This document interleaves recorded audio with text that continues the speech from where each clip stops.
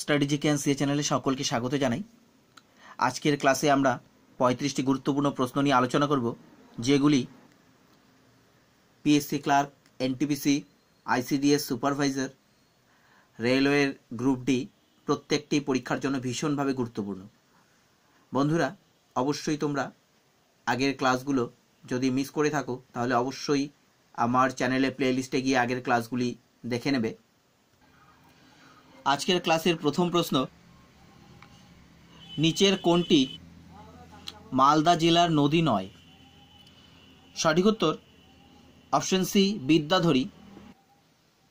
এই নদীটি নদীয়ার হরিণঘাটায় রয়েছে। 2 নম্বর প্রশ্ন, কলকাতা হাইকোর্ট কত সালে প্রতিষ্ঠিত হয়? সঠিক উত্তর কলকাতা হাইকোর্ট প্রতিষ্ঠিত হয়েছে 1862 সালে। বর্তমানে কলকাতা হাইকোর্টের অ্যাক্টিং চিফ জাস্টিস হিসেবে রয়েছেন বিশ্বনাথ সমাদ্দার এবং কলকাতা হাইকোর্টের প্রথম চিফ জাস্টিস ছিলেন বার্নেস পিকক। 3 নম্বর প্রশ্ন, সংবিধানের কোন ধারায় নির্বাচন সংক্রান্ত কমিশন বা নির্বাচন কমিশন সম্বন্ধে উল্লেখ রয়েছে? ভীষণ গুরুত্বপূর্ণ একটি প্রশ্ন। সংবিধানের 324 নম্বর ধারায় নির্বাচন কমিশনের উল্লেখ রয়েছে। এবারে আমরা নির্বাচন কমিশন সম্পর্কে অতিরিক্ত কিছু প্রশ্ন জেনে নেব। প্রথমেই নির্বাচন কমিশন কবে স্থাপিত হয়েছিল? নির্বাচন কমিশন ফরমেশন ইয়ার 1950, 26শে জানুয়ারি 1950 সালে নির্বাচন কমিশন প্রতিষ্ঠিত হয়েছিল। বর্তমানে মুখ্য নির্বাচন কমিশনার হলেন সুনীল অরোরা এবং অপর দুজন নির্বাচন কমিশনার হলেন, একজন হলেন সুশীল চন্দ্র এবং আরেকজন হলেন অশোক লাভাসা। ভীষণ গুরুত্বপূর্ণ। এরপর আমরা দেখে নেব 4 নম্বর প্রশ্ন, কোন বছর নির্বাচন সংক্রান্ত কমিশন বা নির্বাচন কমিশনের সদস্য সংখ্যা প্রথম বাড়ানো হয়? সঠিক উত্তর অপশন এ, 1989 সালে নির্বাচন কমিশনের সদস্য সংখ্যা প্রথম বাড়ানো হয়। প্রথমে নির্বাচন কমিশনের একজনই সদস্য ছিল, যিনি চিফ ইলেকশন কমিশনার বা মুখ্য নির্বাচন কমিশনার ছিলেন।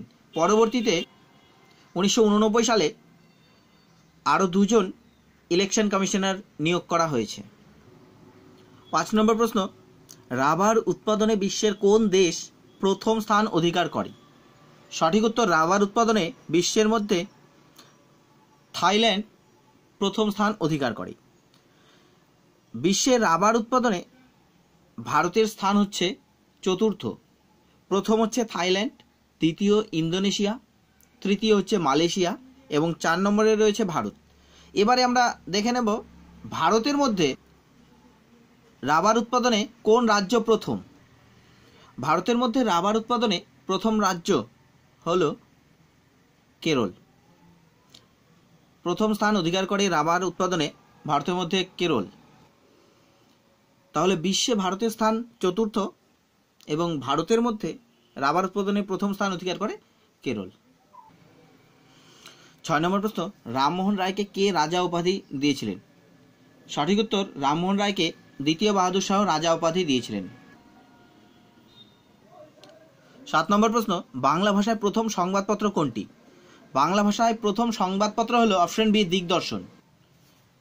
দিগদর্শন প্রকাশিত হয়েছিল 1818 সালের এপ্রিল মাস থেকে এবং এর সম্পাদক ছিল মার্শম্যান।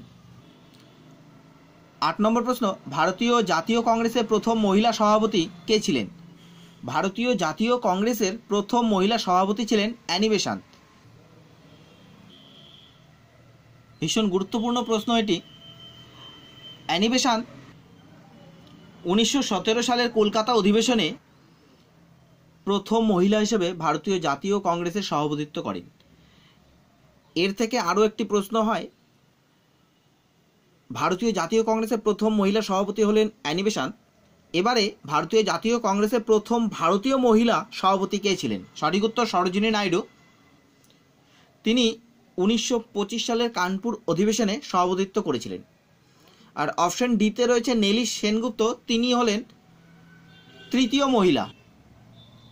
অ্যানি বেসান্ত ও সরোজিনী নাইডুর পর তৃতীয় মহিলা হিসেবে তিনি সভাপতিত্ব করেছিলেন 1933 সালের কলকাতা অধিবেশনে। 9 নম্বর প্রশ্ন, নিচের কোনটি ভাইরাস ঘটিত রোগ নয়? অপশন সি নিউমোনিয়া একটি ব্যাকটেরিয়া ঘটিত রোগ, ভাইরাস ঘটিত রোগ নয়। 10 নম্বর প্রশ্ন, সেন্ট্রাল রাইস রিসার্চ ইনস্টিটিউট কোথায় অবস্থিত? সেন্ট্রাল রাইস রিসার্চ ইনস্টিটিউট কটকে অবস্থিত। Option B Cuttack. 11 নম্বর প্রশ্ন, এশিয়া ও ইউরোপকে আলাদা করেছে কোন পর্বতশ্রেণী? এশিয়া ও ইউরোপকে আলাদা করেছে উরাল পর্বতশ্রেণী। 12 নম্বর প্রশ্ন, পশ্চিমবঙ্গে ধান উৎপাদনে প্রথম স্থানাধিকারী জেলা কোনটি?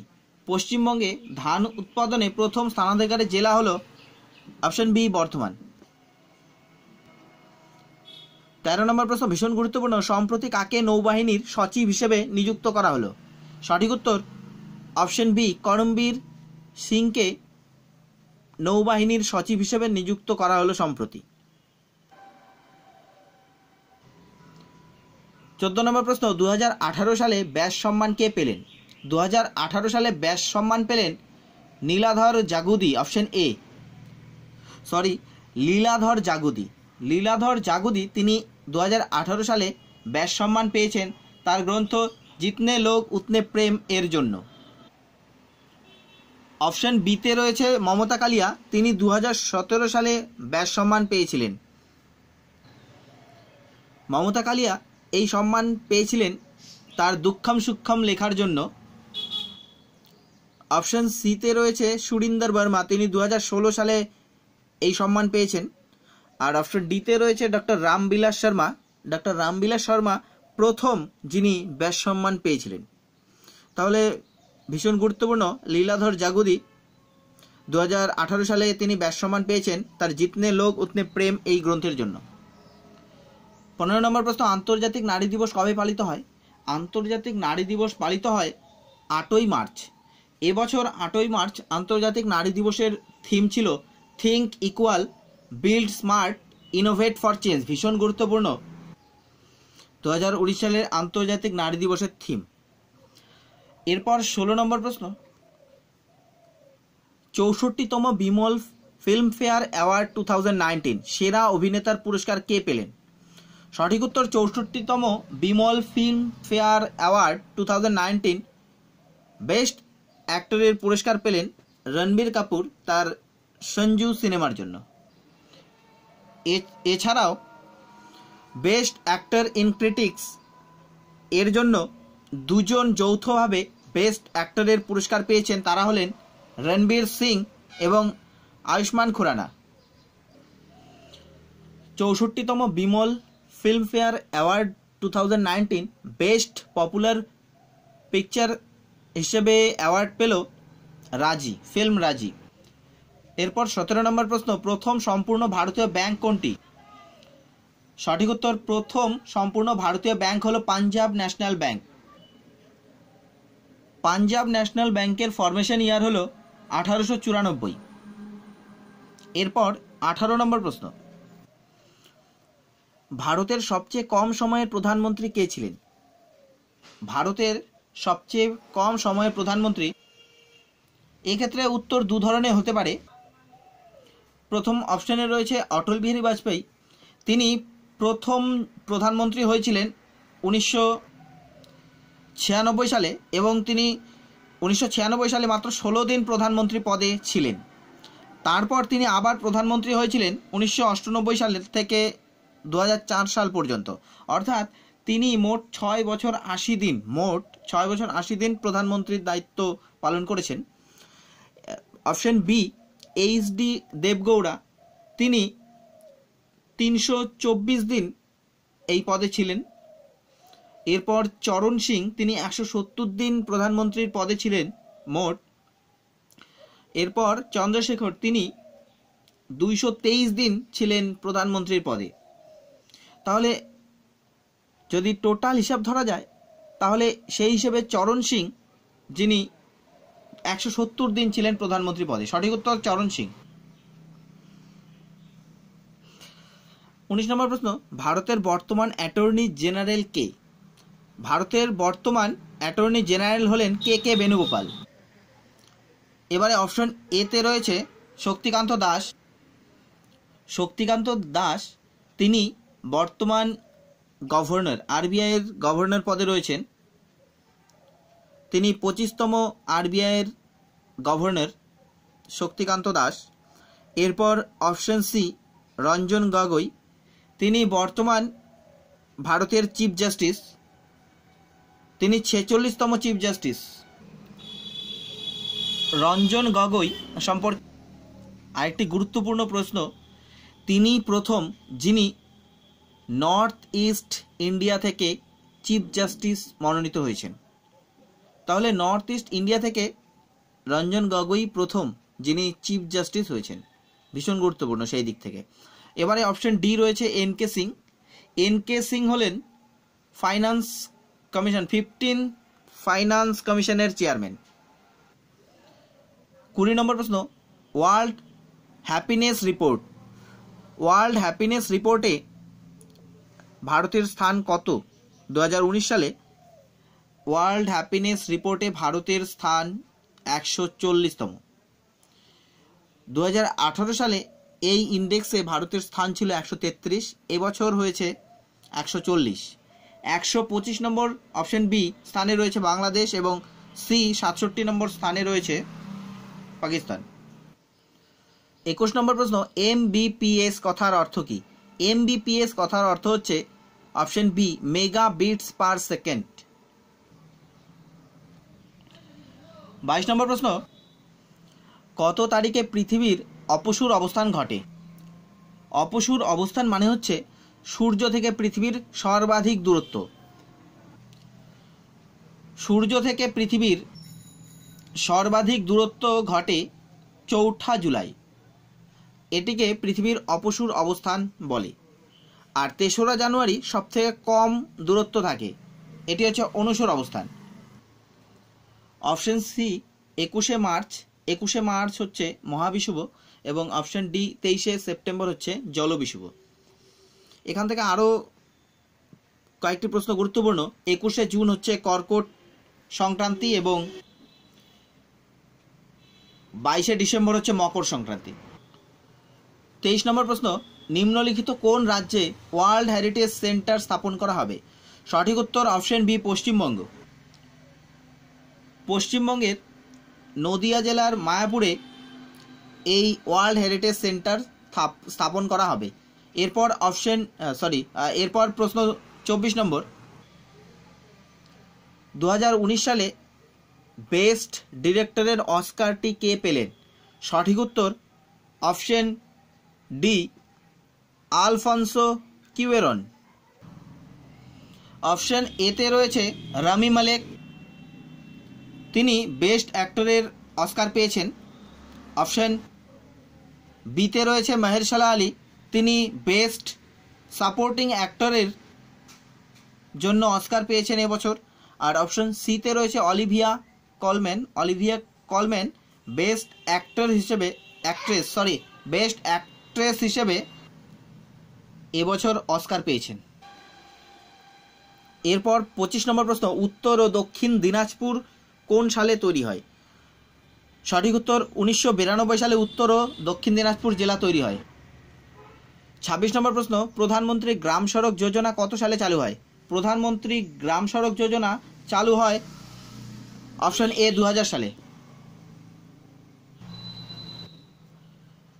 27 নম্বর প্রশ্ন, আধার কার্ড পরিষেবা কোন রাজ্যে প্রথম চালু হয়েছিল?